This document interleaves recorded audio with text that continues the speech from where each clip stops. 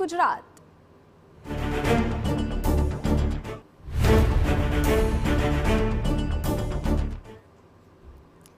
ભણે ગુજરાત અને ગતિશીલ ગુજરાતના દાવાઓ વચ્ચે ખૂબ જ ચોંકાવનારા દ્રશ્યો બનાસકાંઠાના તારંગણામાંથી સામે આવી રહ્યા છે।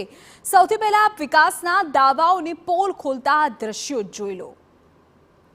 બનાસકાંઠાના દાંતા તાલુકામાં તારંગણા ગામે એક ગામ આવેલું છે અને આ ગામની પ્રાથમિક શાળામાં ભણવા માટે જો વિદ્યાર્થીઓએ પહોંચવું હોય તો મહા મુશ્કેલીએ અને જીવના જોખમે નદી પાર કરીને પહોંચવું પડે।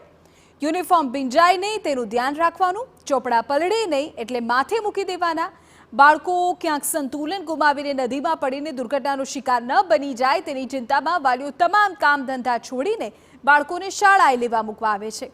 કારણ કે ગત વર્ષે આ જ રીતે નદી પાર કરવામાં 2 બાળકોના તણાઈને મોત થયા હતા। અમારે નદી આડી પડે છે એટલે મારે શાળામાં આવવા માટે ખૂબ તકલીફ પડે છે। આગળ શું ઘટના થયેલી છે? 2 છોકરા તણાઈને મરી ગયા હતા એટલે અમને બીક લાગે છે। નદી પસાર કરતા છોકરોને લેવા જવા માટે ને 10:30 વાગે તો મૂકવાનું પડે છે ને 5:30 વાગે અમે લેવા આવીએ છીએ। એટલે અમારા ભાજપ સરકારને એવી માંગ છે કે અમને પુલ તાત્કાલિક બનાવી આલે। બાળકોથી લઈ બાળકોના માતા પિતા પણ નદી પર ઝડપથી પુલ બને તેવી માંગ કરી રહ્યા છે। કારણ કે ભર ચોમાસાની સ્થિતિ વધારે જ કફોડી બની જાય છે, પરંતુ તેમને પુલ ક્યારે મળશે અને મળશે તો પણ કેવો મળશે તે સૌથી મોટો સવાલ છે। જો કે આટલું જોખમ ખેડીને બાળકો જે શાળાએ પહોંચે છે તે શાળાની હાલત શું છે એ પણ જરા જોઈ લો। શાળાના નામે અહીં પ્રાથમિક શાળામાં માત્ર 2 ઓરડા જ છે। વિદ્યાર્થીઓ ખુલ્લામાં જ ભણવા મજબૂર બન્યા છે। તારંગણા પ્રાથમિક શાળાની આ તસવીર જ તંત્રની પોલ ખોલી રહી છે।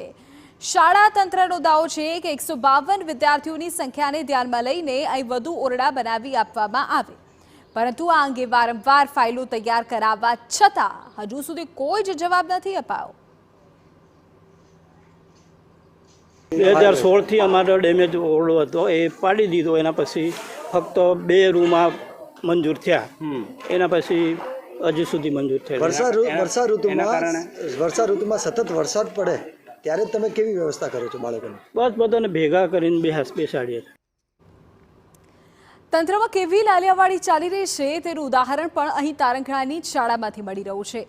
એક શિક્ષકનું નામ અહીં ચોપડે તો બોલાઈ રહ્યું છે, પરંતુ ડીઈઓની સૂચનાથી જ તે બીજે ફરજ બજાવી રહ્યા છે। એટલે કે શિક્ષક સાહેબ ભણાવે બીજી શાળામાં અને તેમને પગાર ચૂકવાય આ શાળામાં। તેની વચ્ચે અહીંના વિદ્યાર્થીઓને શિક્ષકની ઘટનો પણ સામનો કરવો પડી રહ્યો છે।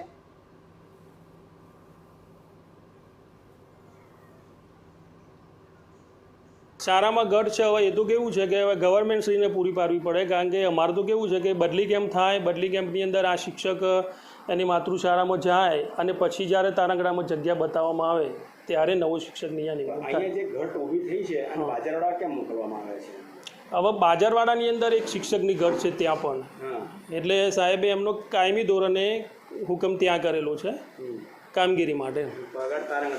પગાર તારંગણામાં થાય છે। એક તો ભણવા માટે અનેક મુશ્કેલીઓ વેઠીને શાળાએ પહોંચવાનું અને વળી શાળાએ પહોંચીને પણ અનેક પરેશાનીઓ સહન કરવાની। અહીં સરકારને સવાલ એ કે આમાં તમને ક્યાં દેખાઈ રહ્યું છે ગતિશીલ ગુજરાત? ક્યાં છે છેવાડાના ગામડાઓનો વિકાસ?